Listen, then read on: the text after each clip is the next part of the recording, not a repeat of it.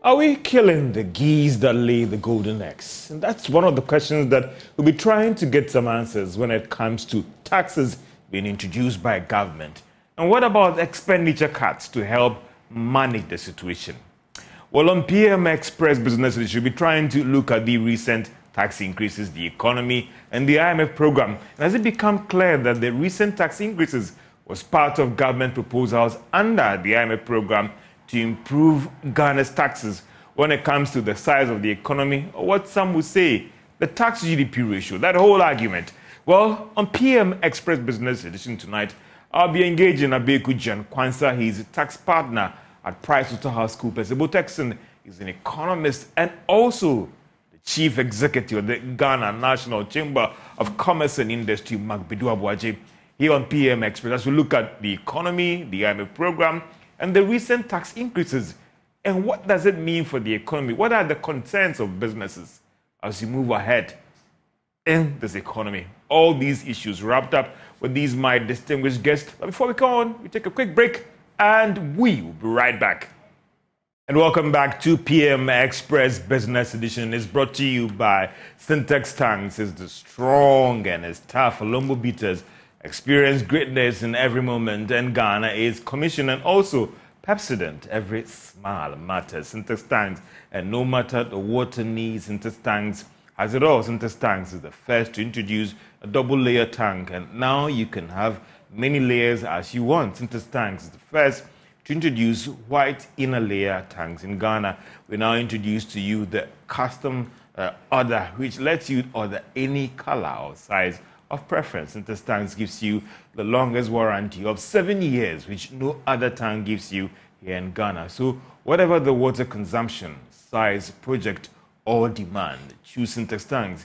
We have agents nationwide. Call us on Syntex on 0244 335 168 or shop online at syntexgh.com. Syntex Tank, strong, tough.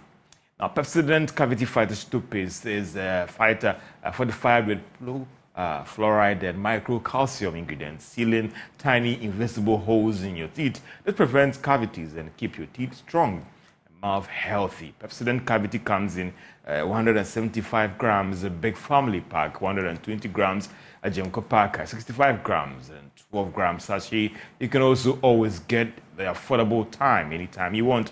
Just use the toothpaste or brush your teeth and use Pepsodent that protects your teeth. Pepsodent recommended by the Ghana Dental Association. Pepsodent gives you opportunity to talk to a dentist for free. Call toll free at 0800 161 000. Talk to a dentist free that you can get Pepsodent at any shop near you. Pepsodent, every smile matters. And these are our sponsors here on PM Express Business Edition. And Magbedu Abuaje, he's the chief executive of the Ghana National Chamber of Commerce and Industry, is my guest in studio here to talk about the economy. We talk about the IMF program and the recent taxes. Let's also be joined by an economist, Ebo Texan.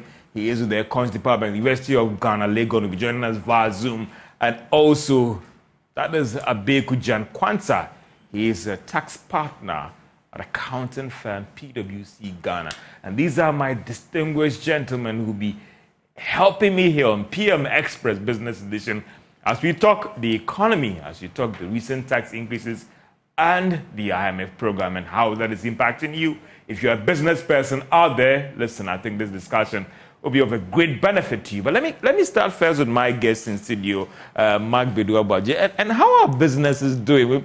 We've had a very rough time in the past. How are things right now? Well, George, we are still not out of the woods yet. Yeah, things are. We have not actually feeling the perceived. I mean, turning the corner. I want to use my words carefully. Exactly. In fact, I mean, it's obvious that there's a bit of stability there, but it's not actually translated into a significant impact on businesses. In fact, cost of doing business is still very high. I mean, you wake up every day, you see new taxes being imposed on business. Policy rate is also high. In fact, one significant thing is that sales of businesses are still very low. Because Interesting. People still. I thought the Christmas time Everything was haywire. Not at consumption all. And all the rest. Didn't this impact on consumption of industries, those in commerce, those in sales, and all the rest? It was quite minimal as compared to days where we have very good economy, where people's purchasing power was relatively high and everybody can be able to buy goods and services. In fact, if you look at the impression is that things are improving and you expect that businesses will be making profit, but it's not as expected. Businesses are still struggling. I mean, we are still hoping that things will improve, but it's not really as it is the cost of doing business is significantly high. Let me come to you to a very critical thing. You mentioned that about the taxes as well. We knew that in December, the president signed these tax amendment into law. There was a communication from the Ghana Revenue Authority about January 1, 2024 being the effective date. Has the Ghana Revenue Authority written to your association, written to your members about these taxes and when they are, because there appears to be some ambiguity. In one breath, a typical example is the VAT on electricity consumption. Yes. ECG says you are not ready. The other taxes that as time goes, we'll talk about that. Has there been any communication to you? The income band, I mean, some companies, and I know here HR, they've written to us about the implications of this on our salary that we take. Has there been any communication to your members, your association, about these taxes and the effective date is taken off? No, really, I think that you only get to know some of these things when they are announced and you also see it in the dailies. But I think that there should be a proper consultation with businesses just for people to understand the effect of these taxes. Usually, I have an issue with the way taxes are being issued left, right, center. Because there are so many taxes. I was just looking at it and I've actually lost count of the number of taxes. More than 20? Yes, we have introduced. About 30 of them that your businesses are paying. Within this period, and make compliance extremely difficult. Because we are working on this tax and the other ones is also there. Before you realize, if you are not careful, you miss some of them. I think that we should properly harmonize our tax and ensure that compliance is high. So consultation for me is very important. Those who are paying need to understand those taxes, what they have to do, how they even have to pay the tax, even the calculation of these taxes. For instance, if you are introducing tax on electricity, that's my biggest issue. And this is tax that is supposed to be a VAT.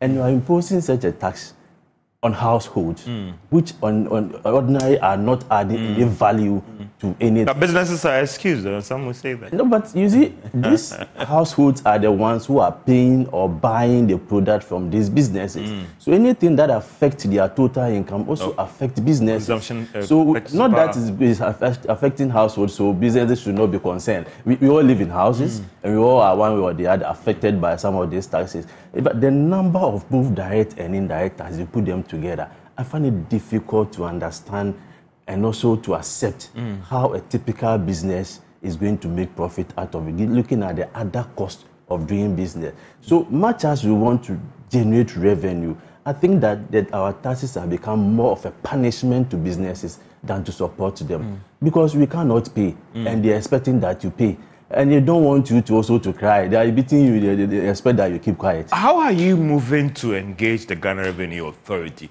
Because there have been instances in the past where businesses argued that, listen, we're not aware about the effective date for these tax. GRA writes to you and tells you that, listen, it's supposed to have started from the first of that month. So we are expecting you to make the necessary commitment to us. Because there are a lot of ambiguities about these taxes. In one breath, ECG says that we don't have the systems in place to enforce this. And we even understand that when it comes to the emissions levy, for instance, there are some issues that strict enforcement of it might be a challenge for now until going into the coming weeks as well. Are you moving to engage GRA to ensure that, listen, we are not taken by surprise in terms of businesses? Yeah, I think that is the best. In fact, in situations where we don't even understand, we write to them. In fact, we've had the occasion to engage the GRA that this tax that you are bringing, in fact, it's not so clear to us. How do we implement it? In fact, before you introduce any tax, I expect that you put in place all the necessary measures to ensure that you are able to collect the tax efficiently. You are introducing a tax, those who are even supposed to collect, for instance, the VAT on electricity, they don't even have the system to be able to collect this tax. So how do you account for the revenue? You want revenue. That's why you are introducing this tax. But you are not properly putting in place all the necessary measures to ensure that you get the revenue that you need. So it's not just about introducing the tax, it's about how efficient the tax is. The taxes, how are they affecting businesses? How are they affecting businesses? Every day, every night, you wake up, and as I said, there are still taxes that are being introduced. I'm sure that within the next days, we are likely to see another tax. Businesses are suffering. Businesses cannot pay this tax. Businesses are just not making enough revenue to be able to pay this tax. So you end up, you may get the money, you may not get all the money that you want, but you end up killing businesses. And that is not what we expect in an economy like this. In fact, if you look at what is happening, if you want to know how businesses are doing, the best measure is your GDP, which is the final market value of goods and services produced in an economy. As at the last quarter, the third quarter, the growth of GDP was 2%. And you go down, look at the details, and realize that most of the sectors are not doing well. Consistently from the beginning of the year to now, the industry sector has recorded negative growth. It's only the last quarter that the manufacturing sector recorded a 2% growth in the manufacturing sector. So it shows and clearly that businesses are not doing well. If they are doing well, it means they are producing a lot. Just multiply by the market value, and you see that your GDP will go high. So it's not far-fetched. If you want to know it, just check the GDP. And not looking at your profit and loss account and the profits that you're publishing that you see, that could also give us an indication that, well, exactly, despite your concerns, you're making some good profits. Not at all. Just follow up on businesses that probably you know, and go and see the numbers they are putting out there. It's not encouraging. I mean, some of them are making losses. Others are also breaking even. But as I said, it's not easy for you to sit down, set up a business of millions of CDs and just say that I'm closing it down. It's not so easy. So people are just keeping in there, ensuring that things will improve. But we are still making it difficult for businesses day in, day out. I'll be coming back to you on how are you surviving and going forward. But I think it might be a good time to bring in Abeku Jan Kwanzaa. He's a tax partner at PricewaterhouseCoopers Ghana. Abeku, there are some who have argued that all these taxes is more of a strategy or government efforts to meet an IMF program conditionality, whichever way you want to look at it, improving our tax GDP ratio. Are we wrong in making this assessment that has forced us into this corner, Abeku? Good evening, George. Good evening to all your viewers, and for those who may be following us from outside of Ghana and may not be evening for them, good morning and good afternoon. George, you are right that a lot of the tax measures that we are seeing are based on certain things that we told the fund. Mind you, government has said publicly that they had a PCPEG program. Basically, we had COVID. We think we are out or we are getting out of COVID. We need money. We approach the fund. The fund says, for me to give you money, you need to show me evidence that you can raise money to pay me back. So we go to the fund and tell the fund that, yes, if you promise to give me the money, I will pay back by raising all these taxes. So at the end of the day, we should also not communicate the matter as if it is the fund that is imposing it on us. There were various options, and we decided to go to the fund with A, B, C, and D, which they have actually approved. So in responding to you briefly, George, the fund accepted our program. It was on that basis that they made the first tranche disbursement to us. And they need to monitor and make sure that we are complying with what we have told them. So I don't think anyone should push anything onto the fund. It is we, our leaders, that went to the fund with all these things. When Mark was actually speaking, I could identify with a lot of things that he was talking about. We just have too many taxes. That is what you also agree to as a tax person. To that. If you pick the Article 4 consultation report, George, that was published, and you go to page 11, and you count the number of tax measures there, that is about 16 measures.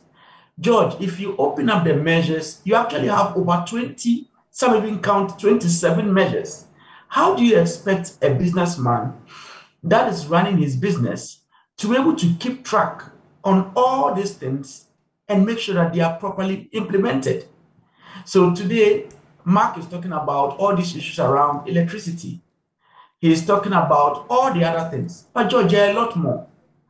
Would you imagine that we've passed laws to the effect that if you make losses, so the businessman is not doing well, you've made losses beyond a certain period of time, the Commissioner General can actually ask you to pay positive tax, even though your losses, your books are clearly showing losses over all the periods. No. Abeku, hold on here. and I need some one-on-one education here on taxes, because you pay tax based on if it's profit, you made profit, if it's VAT, if consumer or value chain production and all the rest.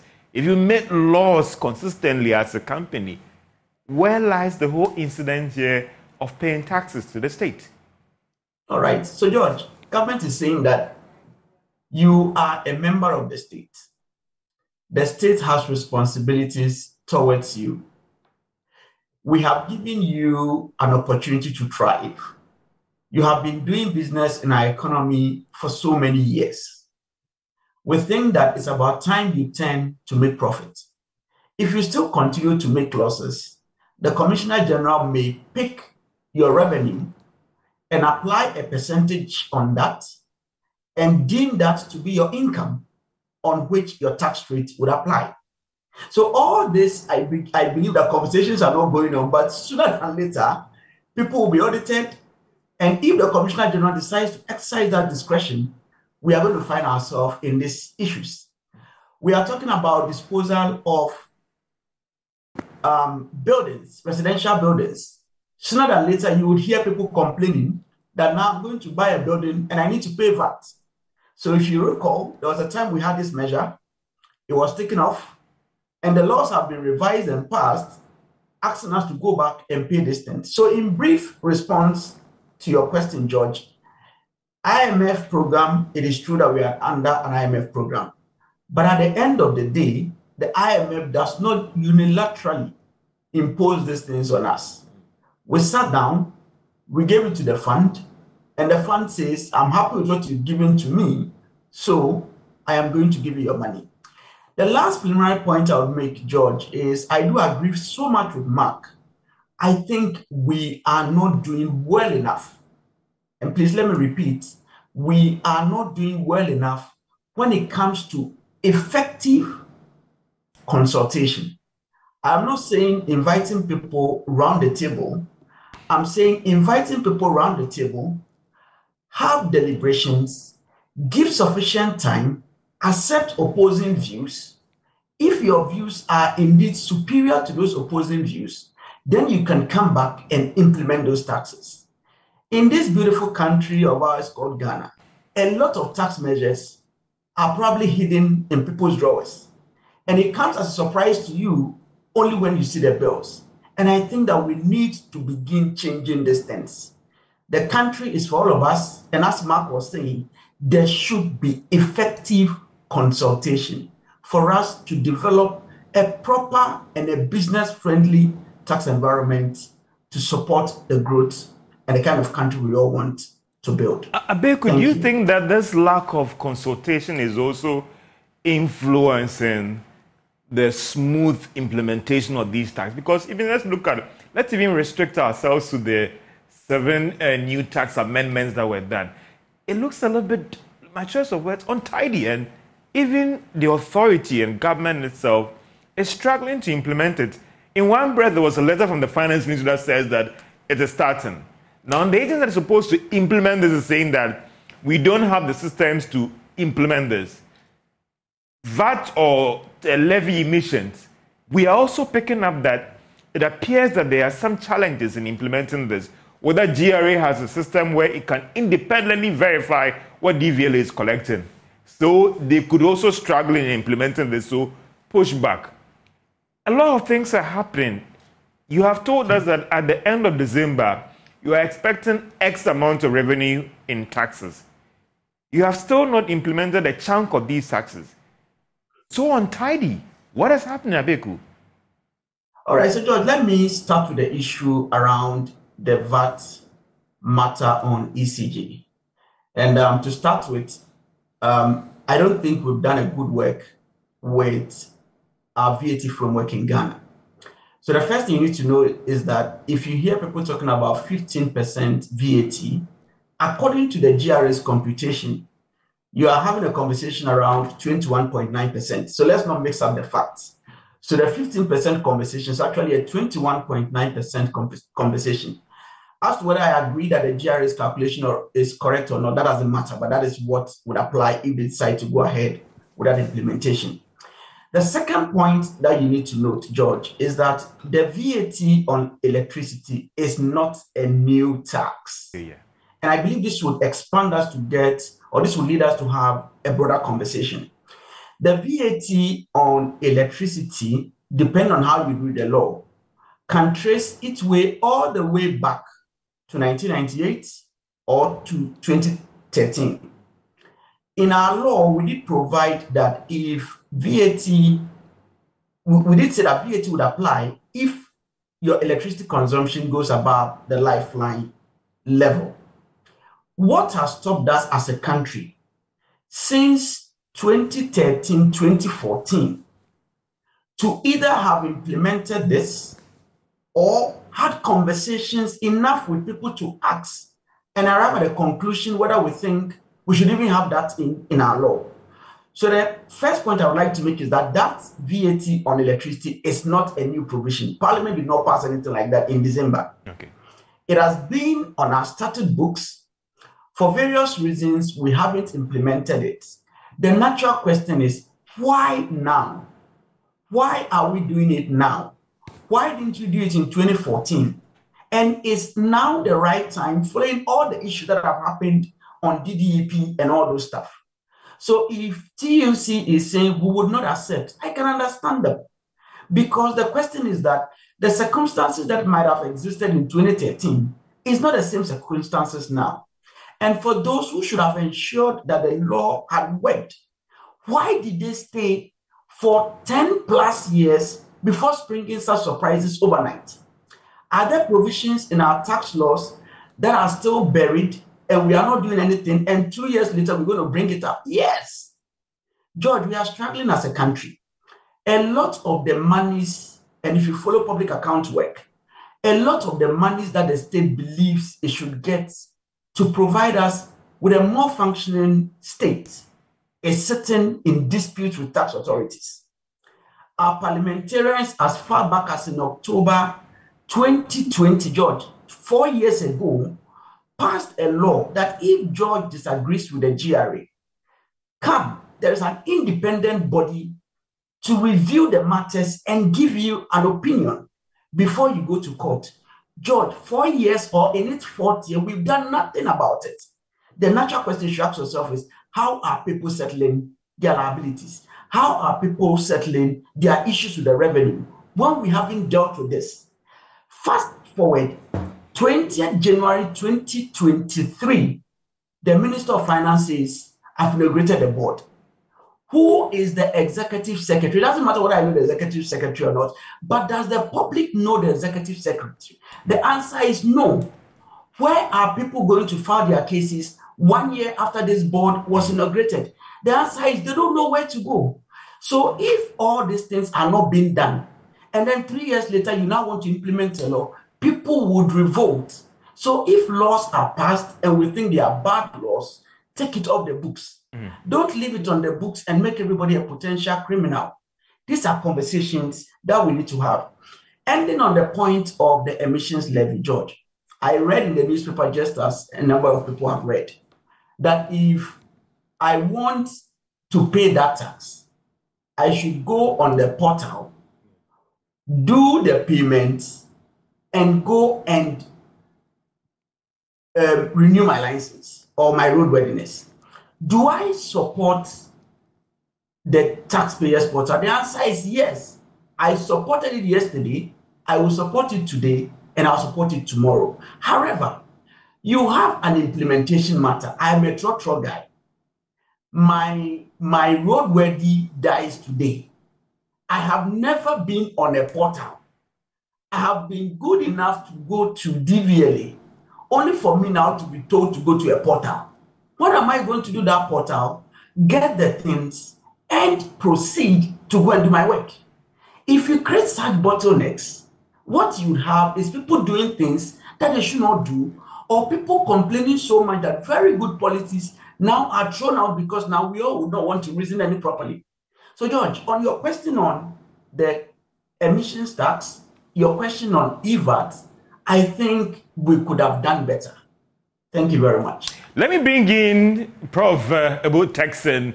He's an economist. He's with the Economics Department, University of Ghana, Lagos. And Prof, I mean, help me out. Typically, if you are a company, if you are an individual, and you're struggling with income, the best thing to do is to rein in on expenses, cut down on expenditure. How difficult is this with all the pressures from all the quarters? And I stand to be educated, Prof. You've been in this economic space for quite a long while, whether Ghana, whether had a surplus budget or even a balanced budget, Prof. That's just on the lighter one, Prof. Hello, Prof. Okay, you can hear me. Good evening to you. Yeah, good evening, Prof. So I'm just asking, my question is that what is stopping us, if you are having struggles with revenue and incomes, to try and readjust our expenditure? I know the political pressures, the demands and everything, but that is something that has eluded us for quite a long time, Prof. Yeah, I said good evening to your viewers and then to the fellow panelists, Mark and Abeku. I mean, I agree with entirely what the two have already said. I mean, regarding the taxes and why businesses are suffocating under the huge number of taxes that are thrown at them. Yes, I mean, you asked a simple question. I mean, if you are struggling with your income, why don't you look at your expenditures? I mean, part of the reason has been that a greater chunk of our expenditures are stuck, and there's nothing we can do about it, unfortunately. Compensation to employees, public sector employees, we can't do anything about it. The statutory payments that we make out from government revenue, we can't do anything about it. And then the interest payments. And these three together make up over 110% of our domestic revenue that we collect, of which the tax revenue make well over 77%. So it means that even when we collect taxes and we do it well, these three expenditure items, we cannot pay for them. And so it is the structure of our economy that is causing that. And no matter which government is in power, that government will have to be confronted with this stark reality of how we have to navigate a situation where we can do something about our expenditures. And there are so many things that we can do. I mean, the public sector is too big. Why don't we look at certain aspects of the public sector and cut down? Let state-owned enterprises run on their own budgets. Have universities charge some sort of some fees that they can pay even lecturers, and they don't rely on the state for that. Why don't we allow some of the state-owned enterprises that the government pays their salaries to run and charge fees for their services and then pay their workers? I mean, then even in parliament, when you talk about parliament, the size of parliament, do we need 275 members of parliament? Can we rationalize the size of parliament? Our democracy is too expensive. And if you run such an elaborate democracy with all its huge expenditures, then you are always looking for ways in which you need to close the financing gap. And I mean, when you're under a fund program, then you need to raise the revenue. And that is why you are seeing all sorts of tax revenues that are coming, tax initiatives that are coming up, which are hurting businesses. And I think that the government should take a look at it. I mean, elsewhere, when tax initiatives are going to be implemented, there's education for about 6 months, at times a year. So everybody makes preparation towards that. And when it takes effective dates from a particular day, it runs on smoothly and everybody is aware. So to get a situation where new taxes that have been passed a long time ago are springing up on businesses and consumers, it's quite unfortunate. But I can get a sense with which this government is looking at all ways to raise revenue. Being an election year, and there are certain expenditures that we need to incur. And also having to raise revenue under the fund program where we are promising a fiscal deficit of 4.9. And so you get a sense that there's a little bit of desperation and trying to get the revenues to kick in.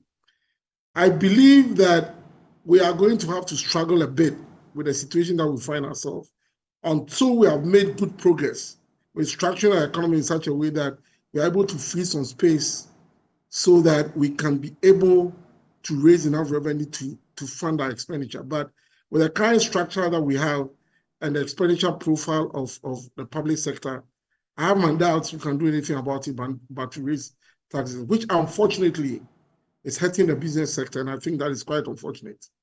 It's a whole structured thing that we need to take a look at. It's not something that we can just talk about in a year and then get around it.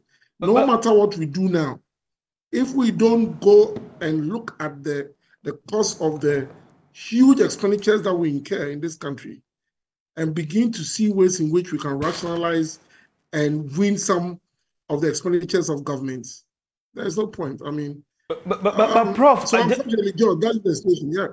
But Prof, just like expanding the tax net argument, the structure of the economy and how the rigidity of our budget and everything, I've heard it over the years, successive government. Why are we not taking some bold steps to deal with it? Because at the end of the day, listen, there's extent in which these businesses can continue to suffocate and meet these obligations to the state when it comes to taxes. Why haven't we've gone to a fund programs 17 times. Why have all these things not helped in dealing with the rigidity within the budget and the structural concerns, Prof? Yeah, let me be blunt with you. The political economy issues are preventing our governments from making those bold decisions. And because of the fact that, especially for an election year, they will not want to commit to reducing certain expenditures. And definitely, they won't do that because it's an election year. So there are political economy issues at stake. I mean, for instance, if you ask universities to charge fees, are university students going to go on the street to say they cannot pay? Would the government want to go through that process? I mean, I've told my students in class that, look, as we speak, they pay less than $150 a whole academic year for their university education. Is that the money they want to pay to get a quality university education? And the students entirely agree that no. But which government will have that political will to say that, look, we are asking the universities to charge some appreciable level of fees to be able to run so that we win the universities off the government payroll for them to run efficiently. Is this something that we can do? Is it possible that the students who cannot pay, there is a scholarship program to support them so that those who can pay? We take the free SHS, for instance. I mean, when you make that point, they say that the money is not too much. But if we begin to save little bits, it would help in a way. Why don't we target the free SHS program? What is this blanket subsidy that is given? In economics, when you give a blanket subsidy, it has no impact. You need to target those who need it. And so we've said this over and over and over, that if the free SHS will succeed, we need to rationalize those who get and those who have to pay.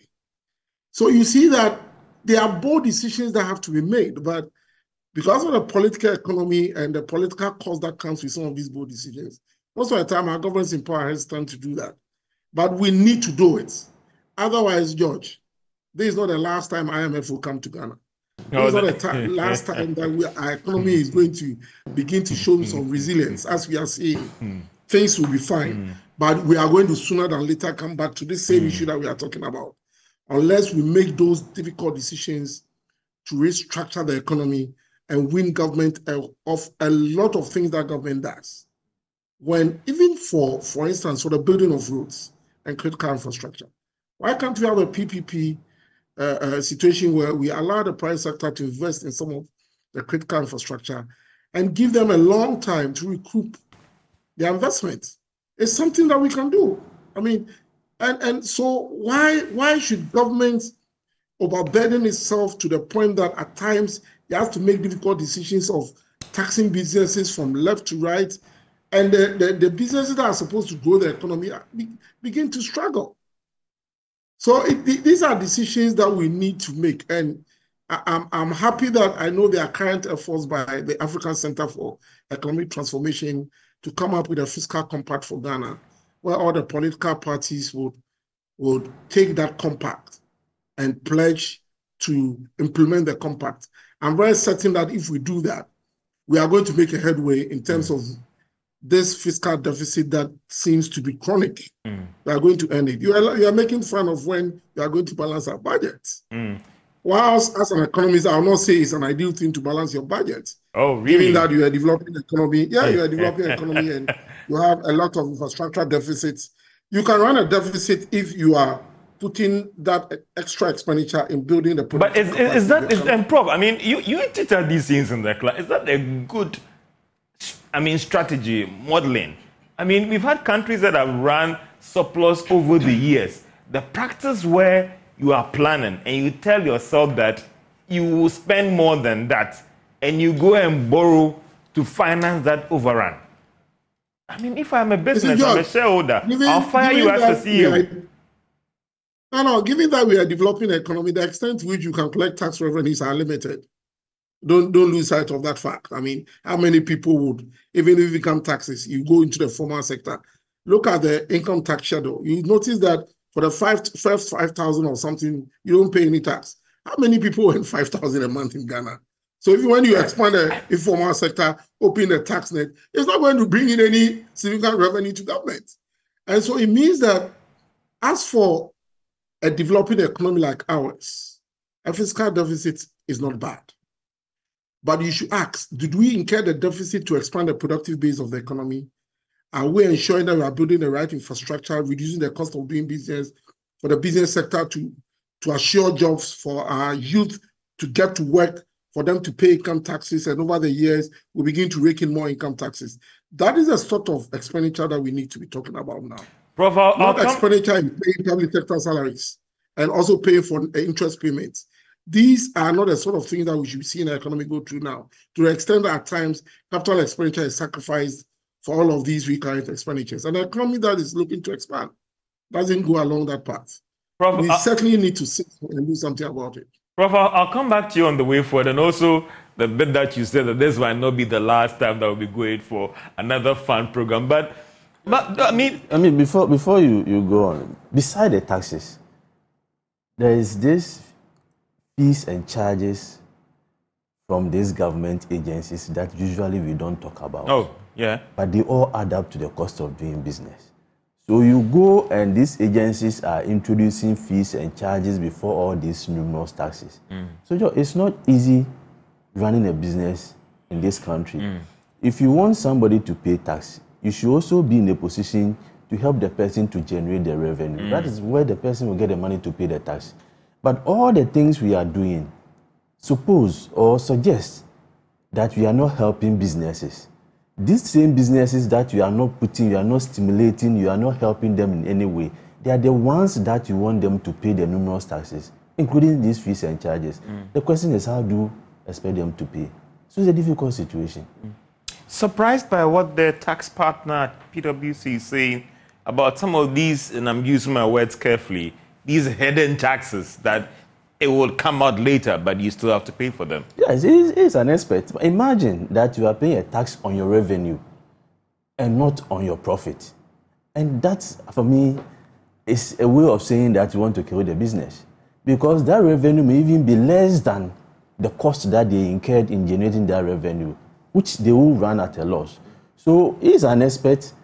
And I think I need to consult him and see how that will come at a cost from PricewaterhouseCoopers. We cannot begin to look at how we can educate and sensitize our members about some of these taxes.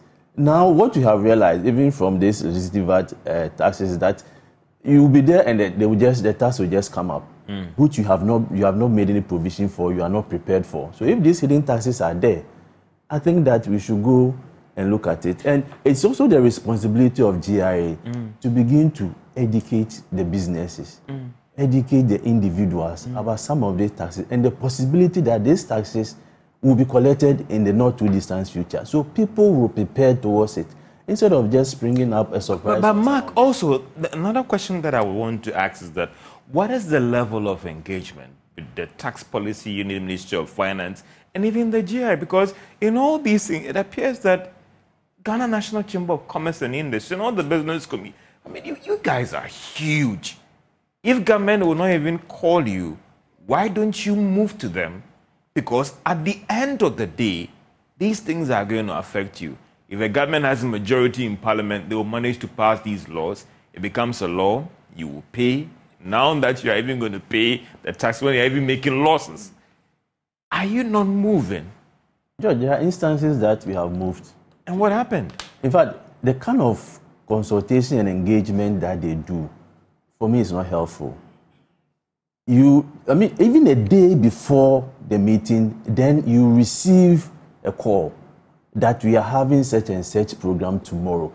So present a proposal. I've had cause to complain and even fight them that you want us to present a proposal on this important issue, and you are calling us or you are informing us just a day before. How do you expect us to put this together? Even call the people who are supposed to give us the information.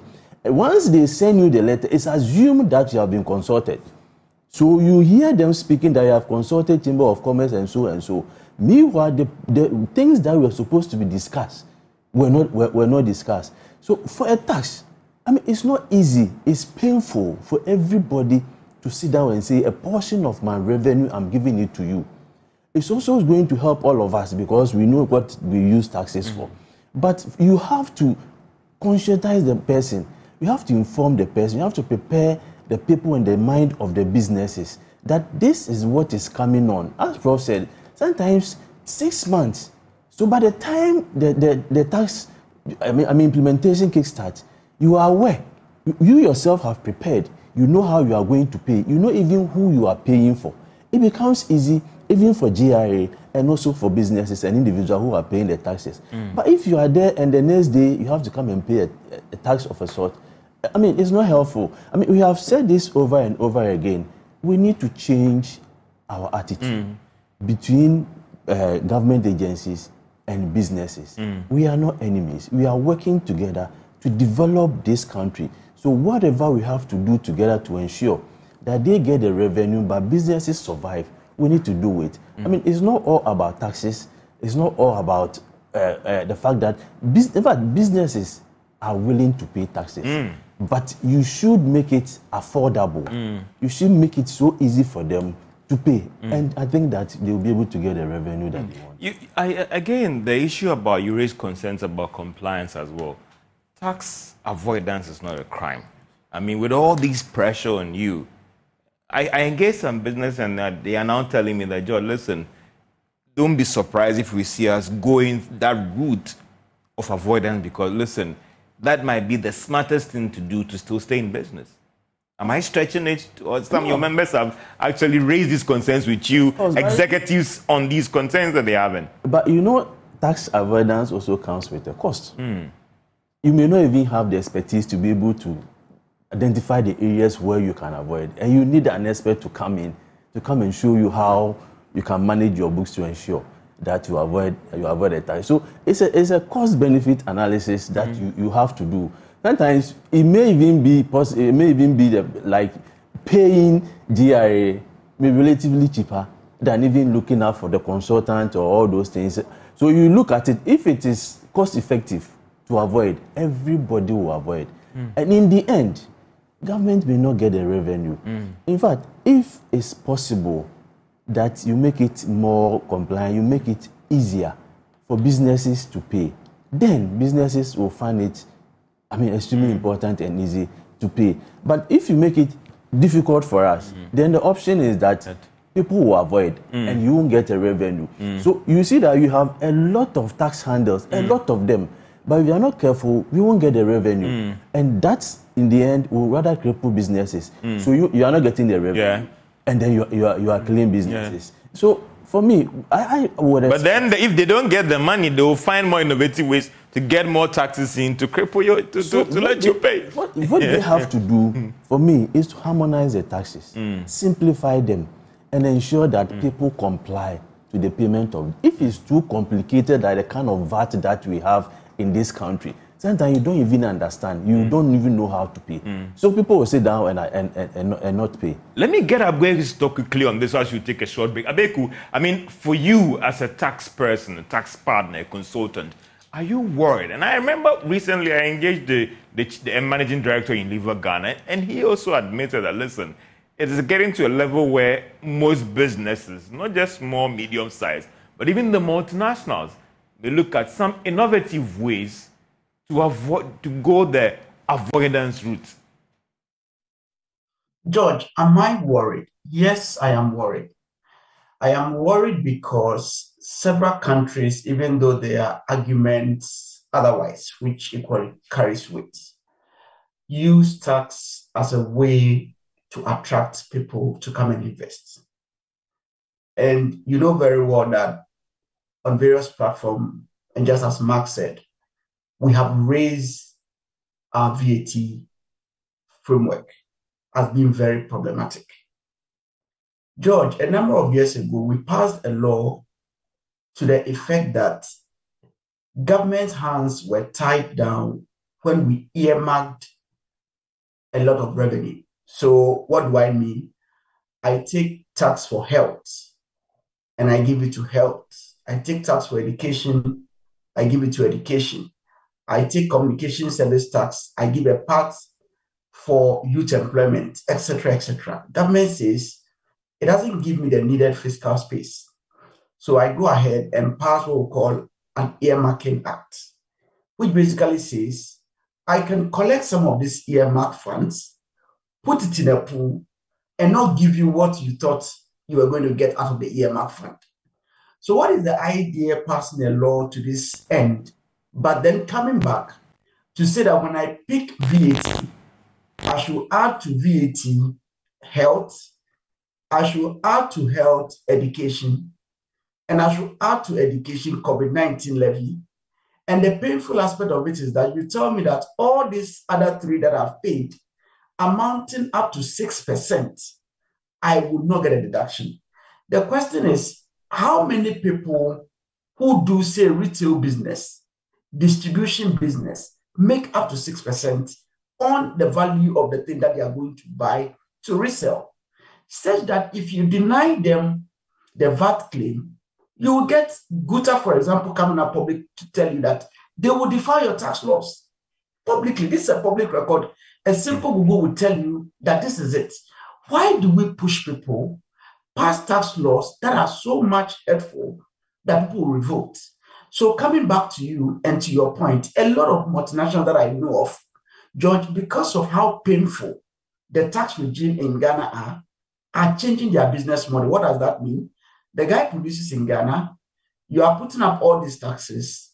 He says, I'm tired of Ghana, I leave Ghana, but then at the end of the day, sell the things back into Ghana.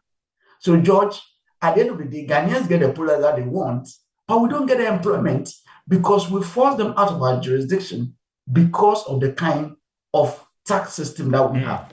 So I think we need to really, as a matter of fact, fix the tax system. Let me give you an example, George. We introduced e-levy in this country. Check the numbers.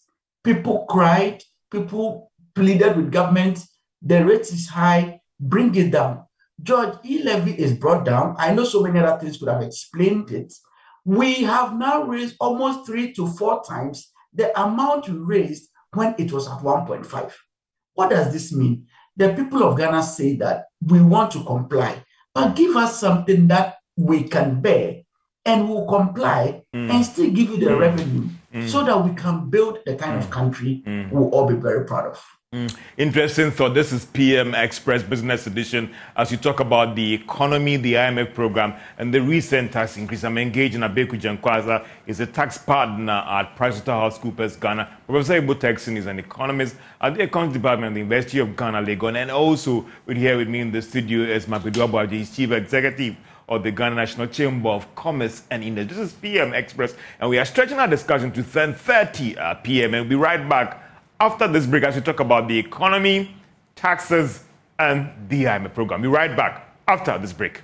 Welcome back to PM Express Business Edition as we talk about the IMF program, the recent tax increases, and also the economy. In all these things, we are seeing the Ghana Revenue Authority see that they've met their target.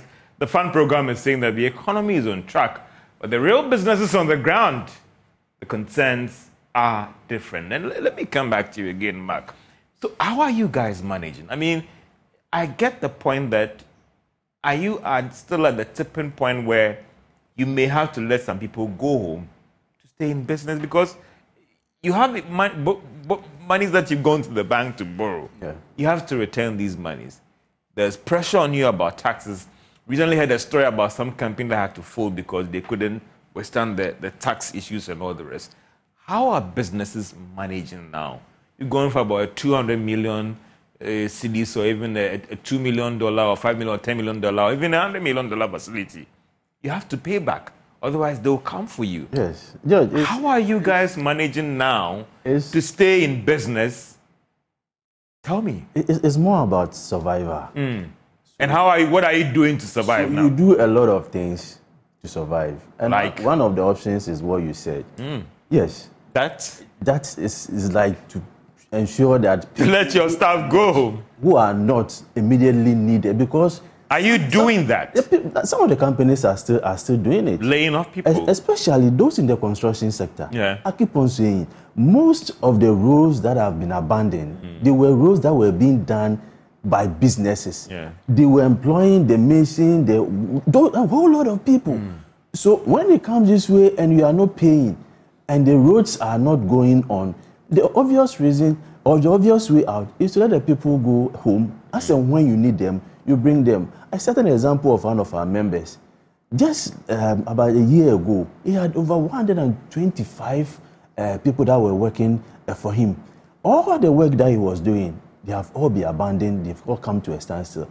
Now he had only 5 just to ensure that the machines are protected. And it's not the only one. A lot of them are doing that. Those within the manufacturing sector, some of the production lines are not working. There is one of our members who is into producing this cocoa product. The whole factory is there. Nobody is there. So all those who were working there, they are home. He has gone for loan.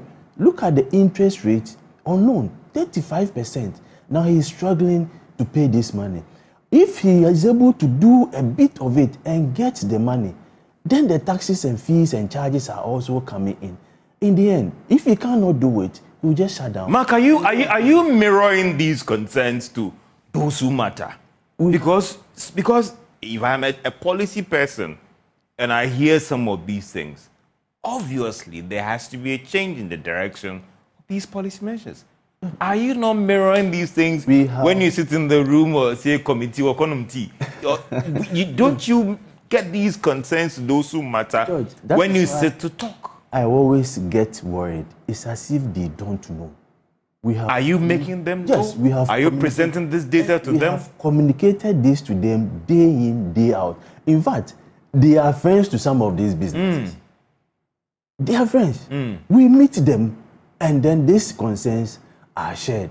So I wonder why, after all these things, after all this information, we come out with policies that are hurting businesses.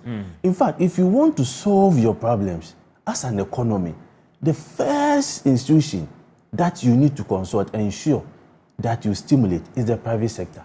This is the private sector that your taxes, your policy rate, all other things that we are doing, they are killing the private sector. You will not come out of this. That is why we have not been able to solve the issues that we have. We solve them within the short term. Our exchange rate, we are just using short-term measures. But the cedi, some will say, has been relatively stable. They are all short-term measures. That is why we keep on coming 4 years, 5 years. But some will say, when you are sinking, the best thing to do is to hold you. So then later we'll look at the other things. Right now, it's to stabilize the situation, right? What lessons have we learned from this?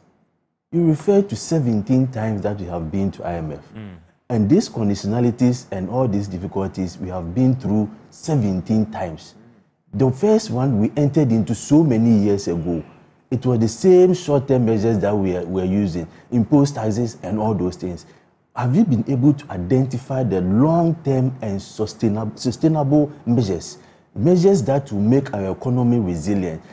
The stability we are enjoying now is fragile.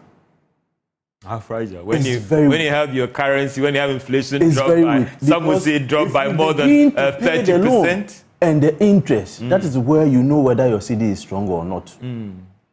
So it's very fragile. So any shock, if you're not careful, will reverse the stability that we have enjoyed over this short period of time. Let's look at the way forward. Let's not look at only the short-term measures. In fact, we are sinking, so we are doing it. We have to do it. We brought ourselves to this level. But after that, what lessons have we learned going forward?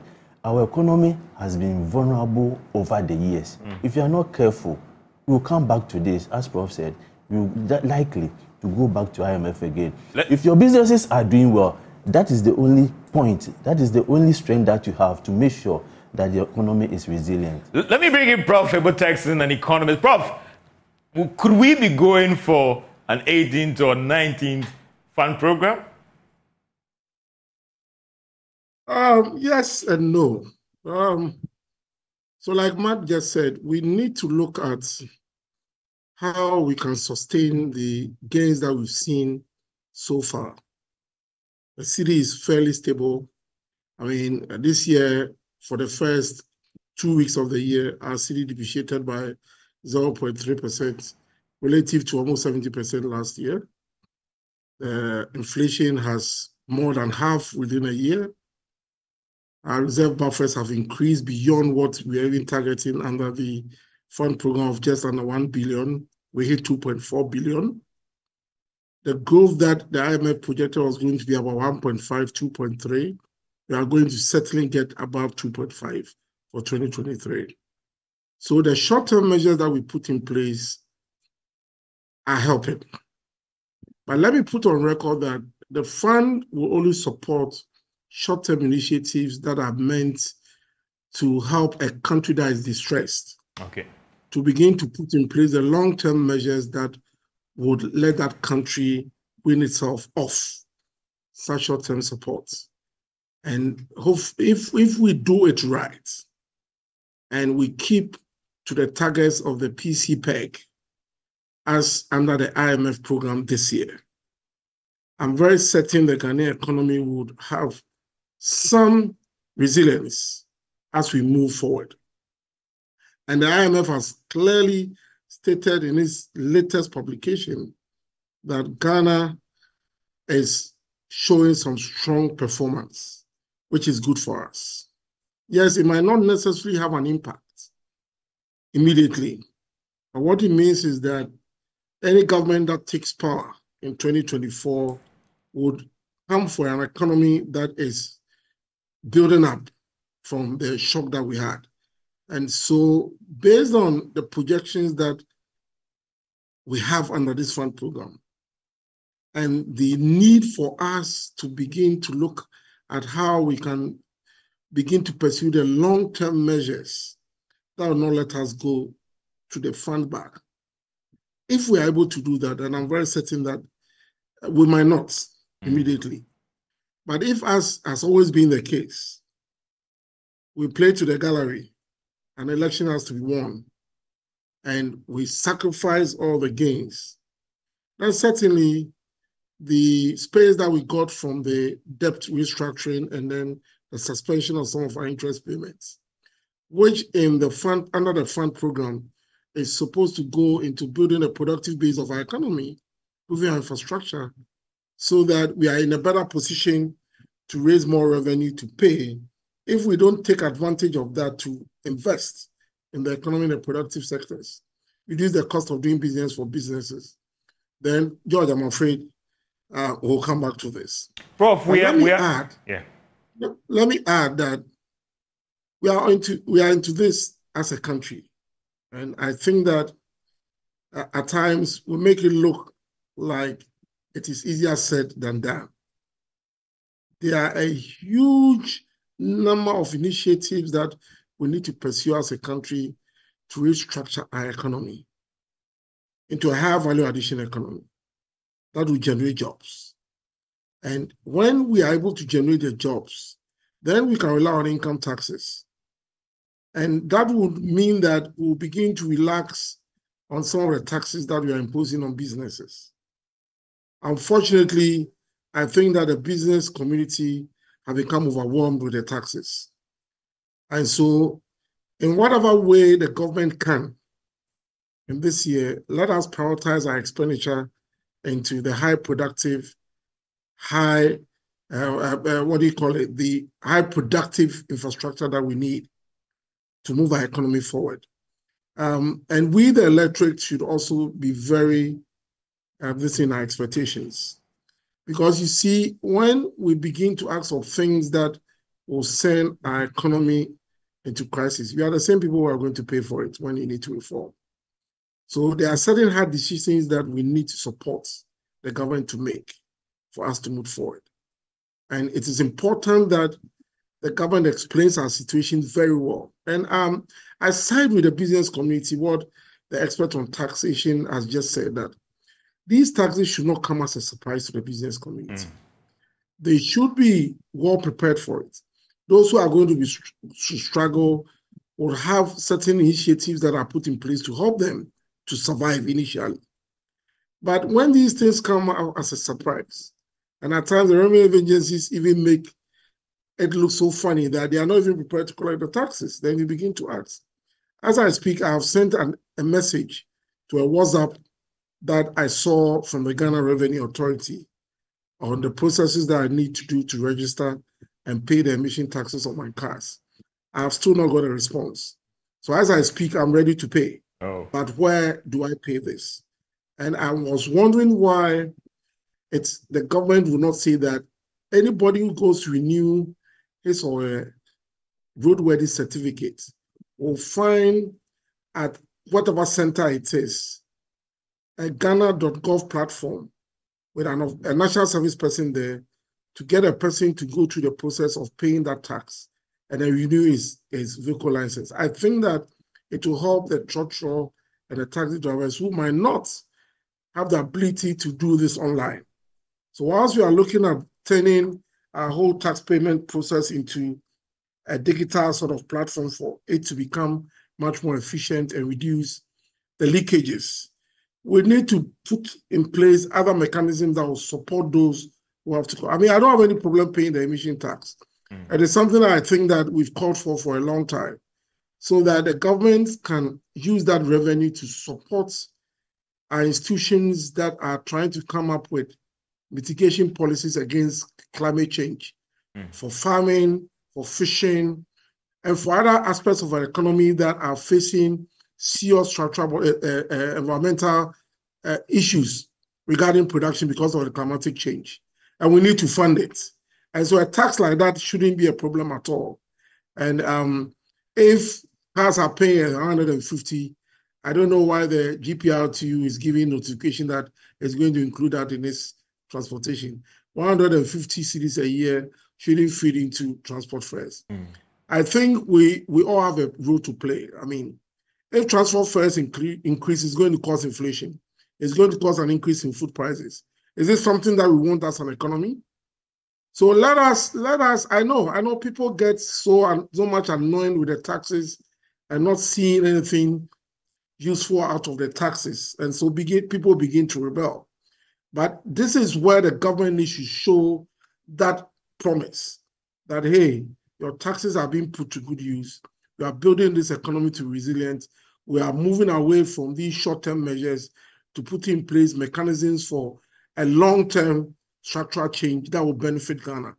Certainly, if people begin to see that, I'm sure paying 150, 300 cedis a year for a vehicle shouldn't be too much of a problem, especially when the money so collected are going to go into the reason why they were collected. And so, George, as we speak, I think that Ghana is started to be on the right track. We are only calling on this government this year to ensure that they keep to the promise of the fund delivered program, so that whoever takes power, certainly there's a new government going to be in power the 7th of January, would have a very soft cushion to land on to continue the efforts for us to build a resilient economy that we're looking for. Except for the fact that we also have to be mindful of the fact that there are certain global conditions taking place at the moment. What is happening in the Red Sea, the war in the Middle East, have some risks to our Ghanaian economy. Yeah. If it begins to affect world oil prices, if it begins to affect global supply chains and all of that, it's going to come up with some problems. And we are now building the resilience for this economy. And I think that we should hope and pray that it doesn't escalate to the level that is going to have a negative impact on our economy. But certainly, the government needs to sit down with businesses. It needs to sit down with the labor unions and see how best we can rake in more revenue without necessarily having to introduce this VAT on electricity, which has been on the status before as long as 2013, almost 11 years. So we need to balance this situation. Normally, the engagement should not be just giving information like Mark said. The engagement should be start from the beginning that, look, in 2024, I want to introduce VAT on electricity. So as far back as the beginning of 2023, that discussion should start. The revenue agencies that are going to collect that VAT should have put in place mechanisms or structure or software that is going to enable George to get up to date to buy electricity. And that VAT that is being collected will go into government coffers for government to use the money to do whatever it has to do with. So at times when you hear of these cases, it looks like there's a panic in trying to introduce all of these taxes without education and also without having a very good consultative program with those that are going to be the ones that are going to directly affected. And I think that the government should listen to the business sector, business community. Prof, certainly Ghana is on the right track as we speak. Prof, in a minute, as we try to wrap up on these discussions, of course, we celebrate the stability that we are seeing at the macro level. But some are saying that for that Joe the plumber, for that Kwesi Mensah, Admantum and KB and all the rest, they are struggling to feel the impact of this. Some are saying that is it too early to get back to the front to renegotiate some of these terms, or to turn the line a little bit to ensure that some of these sharp fiscal consolidation programs that we are doing, the shocks are minimized on people? As I try to wrap up your thoughts, Prof, on this. Yeah, certainly. If you look at the budget, there is some sort of initiatives to support the social sector. In terms are they of enough? These are the hardship. They might not be enough. I mean, and certainly the IMF has come to say that they don't expect us to meet our revenue target because they think that we might struggle to meet it. So maybe a deficit of 4.9, we might go above 4.9. I don't expect that to be more than 6%, but certainly we need to take a look at some of the tax initiatives. We need to also make sure that the suffering masses are supported a little bit to go through this phase of reforms that invariably will help Ghana. But as we do that, we also have to be mindful about those that are struggling, to give them effective support so that they can get through this.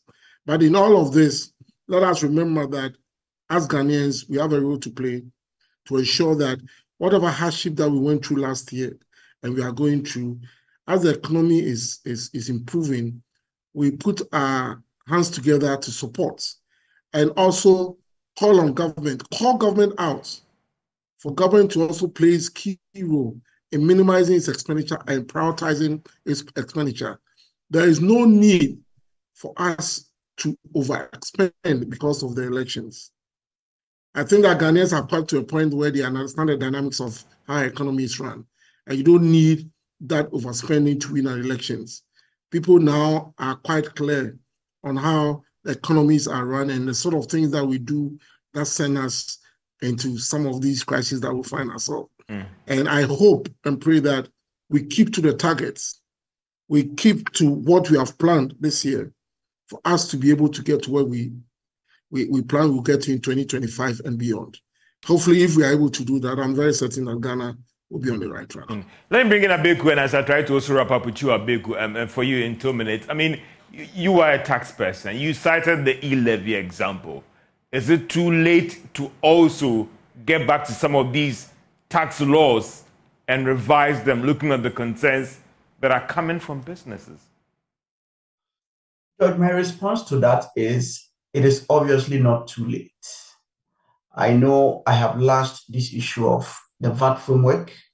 I would say that I don't think the fund itself, thinking through the economic policies, support the structure of our VAT.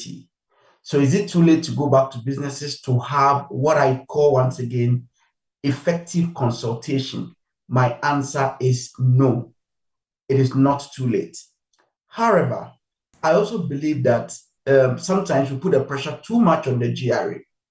We may also have to turn our attention a little bit to Parliament. And George, if I'm permitted to give you an assignment, probably for this night, pick a copy of the latest VAT that we passed. Go to the provisions on the charging of VAT on immovable properties. Read them carefully and call me later to explain whether you really understood what you read. If you, George, as a journalist of your level, cannot easily comprehend what we have in there, if the GRA obviously come with a mandate to collect taxes, they would go for an interpretation that optimizes the tax that they can collect. So sometimes our parliamentarians should also help us by passing laws that we can easily understand and appreciate. Otherwise, by the time the GRA comes to implement, we will all cry that it's a new tax, and you have this public backlash. So those are my final comments, George. Mark, I mean, the way forward, yes, the way forward, because listen, it cannot be the status quo. The way forward, what has to be done going forward? George, we are in this boat together. The government has a role to play. The private sector also has a role to play. We need to see how we can balance so that each of these institutions will come together to ensure that we move out of this difficulty. We have identified issues that is not helping businesses. That's why I'm saying that the cost of doing business is very high. Business person will make profit when they can produce at a minimal cost, so that at the end of it, they have the profit for you to be able to tax. The taxes are just too many for businesses. We are overwhelmed even to understand the taxes and also for us to be able to pay close to 30 to 40 taxes. And day in, day out, they are introducing new ones. I don't think that is the way forward. Let's find a way that let's give some relief to businesses. To a certain point in time, that the businesses are themselves sustainable. Then we can introduce some of these taxes. So what can we do immediately? Once you want the revenue, also look at your expenditure. We have said this over and over again. Let us identify certain expenditure that the government can also tackle to reduce its expenditure, so that the revenue that you get can at least match up with the tax, with the expenditure, to ensure that we have a budget that is sustainable. Now, for every business, their interest is to ensure they make profit. Everybody set up a business. They are not for the Christmas. What they want is to make profit. But in making profit, that is where they also pay their taxes. So if there are issues that will affect their profitability, they look out for ways of cutting costs. And the obvious is simply to lay off people, which may not be palatable. We don't want it. But businesses may not have any option than to do that. So what are some of the costs? A typical case is the cost of credit. We sent a petition to the governor. Yeah, he acknowledged it. He acknowledged. At the MPC. Yes, he acknowledged it. Yeah. Yes. So what we said was that looking at our structure, if we have a policy rate of 30%, a 1 percentage point reduction will not have any effect. If it's just 5%, then just 0.5 will have an effect on it. This reduction in policy rate is not going to have any impact on lending rate. At best, the impact will be very minimal. Those who will benefit are those who are providing the credit to the business, because interest rates are not going to go down. Electricity costs still very high, and there's also adjustment all this while. They are all feeding into the cost of doing business. George, we are killing businesses in Ghana. Let's find a way to ensure that they have relief. We stimulate them. The businesses are the ones who are going to solve this problem. The PC peg that we have is anchored on private sector development. So I see the contradiction, I get worried. You are saying that your PC, the program to take us out of this, is hinged on private sector growth. But the issues, the policies that you are bringing, those policies are killing businesses. How are you going to get out of this? We cannot. Let's help businesses and let's move Ghana forward. Let's help businesses and let's move Ghana forward. Those are the thoughts of Magbedu Agbaje. He's the Chief Executive of the Ghana National Chamber of Commerce and Industry. Professor Ibu is a Senior Economics Lecturer in the Economics Department, University of Ghana, Lagos, sharing his thoughts here, joining us for a discussion on PM Express Business Edition. Then also, Abeku Jan Kwanzaa is a tax partner at accounting firm PricewaterhouseCoopers. These distinguished ladies and gentlemen join us for this program. I appreciate it so much. I know the debate will still go on in your homes and your offices about the best way to deal with the current challenges facing the economy and how your businesses are suffering or surviving out there. My name is George Jaffe. This has been PM Express Business Edition. Have a great day.